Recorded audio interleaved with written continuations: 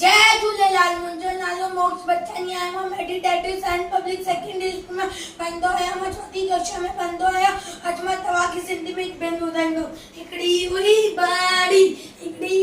बाड़ी छा नांग जी हुई नानी, नांगनी हुई नानी साढे डरजी हुई ॾाढी, साढे डरजी ॾाढी सा कुत्ते जी हुई काकी, कुत्ते जी हुई काकी सा चीते जी हुई चाची, चीते जी हुई चाची, बबरे जी हुई भेड़, बबरे जी हुई भेड़, सही जी भी सेड़, सही जी भी सेड़, पोपट जी हुई पुफी, पोपट जी हुई पुफी, है माँ कोड़ी हजी मासी, माँ कोड़ी हजी मासी, एसियाड़ा जी सास, एसियाड़ा जी सास, जितने नकेंजो बस, जितने नकेंजो बस, एक रानी हुई सिहानी, एक रानी हुई सिहानी,